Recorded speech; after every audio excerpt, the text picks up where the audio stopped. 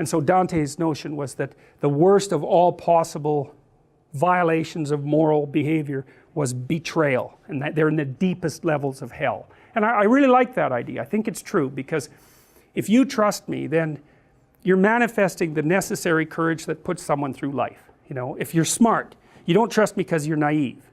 You trust me knowing that I'm full of snakes and so are you, but maybe we could cooperate and move things along nicely, you know, and we could reduce each other to the word, to our word, and we could cooperate. But you're awake, you know, and then I betray that, then I'm undermining your necessary faith in life and humanity. And you can really hurt someone that way. Like sometimes it's self-betrayal, but you can really do someone in that. We can really traumatize them so that they can't recover. And so it's a really terrible thing to do to someone. And maybe it's the worst thing, and that was Dante's idea. And it's tied in. That makes very interesting reading if you read it at the same time as Milton's Paradise Lost, because those are metaphysical explorations. This is what they are. They're metaphysical explorations of the terrible places you can end up, and that people do end up. And also a metaphysical explanation of what spirit takes you there. So, because you might ask, well, why do you betray someone? And that is a deep question. And so you'll have your specific reasons, but under that there'll be some other reasons, and under that there'll be some other reasons, and under that there'll be some other reasons. And if you go all the way to the bottom, you come up with the ultimate reasons why you betrayed someone. And when you look at that, that will not be pretty. That's when your proclivity for evil, let's say, unites with the general human proclivity for evil, and you discover just exactly what you're capable of.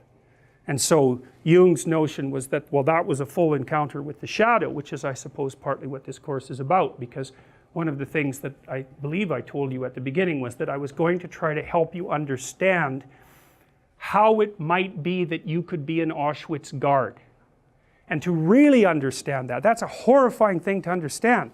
But I'll tell you, if you want to grow some teeth, that's a really good thing to understand. So we were talking about your capacity to negotiate before. Like if you aren't a monster, you cannot negotiate. But if you've got that under control, then you don't have to be a monster. It's really paradoxical. So if you're just naive, well, you end up in jail and a marionette master has control over you. That's not helpful. So that's not good. That just means you're useless and you can be manipulated. You won't go out of your way to be malevolent, but it's mostly because you just don't have the skills, the organizational skills, or even the depth to do that. You know, you're good because you're harmless. That's not good. That's easily manipulated. And so you think, well, how do you get out of that? Well, partly you watch people because you know what they're like, because you know what you're like, but you also know what you could do and would do if you were pushed. And so you don't have to show much of that when you're negotiating with someone for them to take you really seriously. So it's a strange thing, you know, but one of the things Jung pointed out too was that what you most need to know will be found where you least want to look, and that's because you haven't already looked there.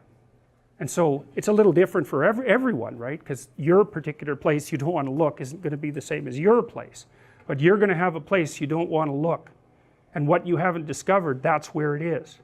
And so that's all partly going to be discovered by you looking at what you're capable of, what you're truly capable of. And you know, people, especially on the compassionate end, think, well, no, I could never be like brutal like that. And that could be true, but you can kill people with compassion, no problem.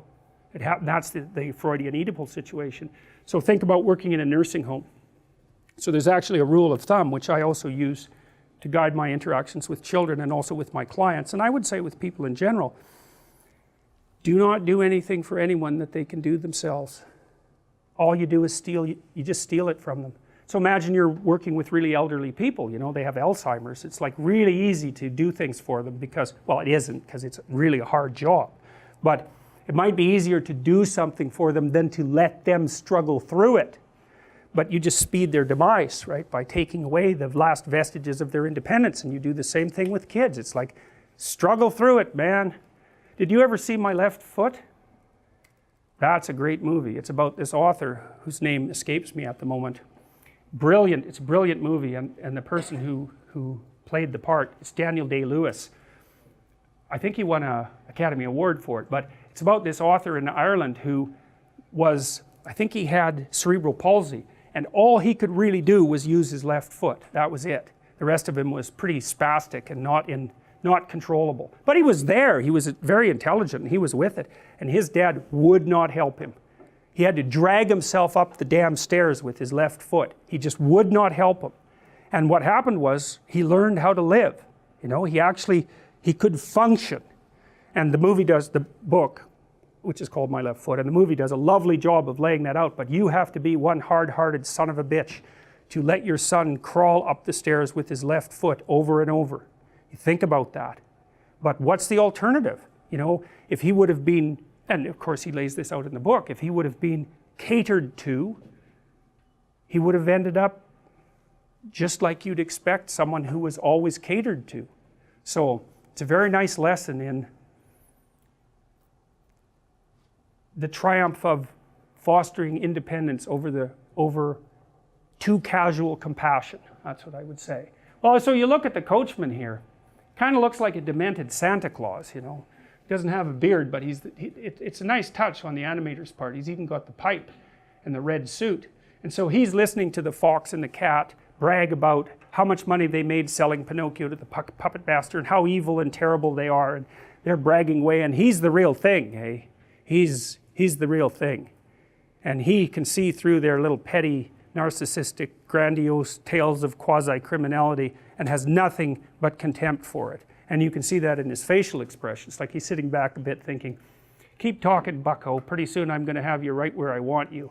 And so the fox and the cat are drinking beer and smoking cigarettes and talking about how evil they are, and bragging about how they got one over on like a 4-year-old, real impressive guys, real impressive. And the coachman is thinking up his own nefarious schemes right now for what he might do with that puppet if he got his hands on him. And so that's when he reveals himself, right? So what you see, filmmakers just do it for a second, and that's an archetypal trip. It's like, you've got the fox and the cat, they're sort of petty examples of criminality and evil. And then you've got the coachman, and he's the real thing, but he's not really shown anybody who he is. And then at one scene in the bar, he lets his guard down and he lets them see what he's really like. And so you see this all teeth and predatory eyes and glee all at the same time, right? That's a bad combination. I'm going to eat you, and it's going to make me very happy. That's insanity. You do not want to see that look on someone's face. And so that's the look. And the fox is traumatized by that. He thinks he's a bad guy. And he's not. He just can't be a good guy. He hasn't got the talent to be a bad guy. So, and then he's talking to the coachman and bragging, and the coachman's had enough of it and shows his real face, and it's like, that's not good. The fox gets a real glimpse into hell, and that just terrifies him. Like and then the coachman, the other thing the coachman does is reveal his plans. And his plans are to kidnap Pinocchio along with a bunch of other boys and to take them to this place called Pleasure Island. And the fox knows what's going on there. And so it's the foreshadowing of the next stage of the adventure.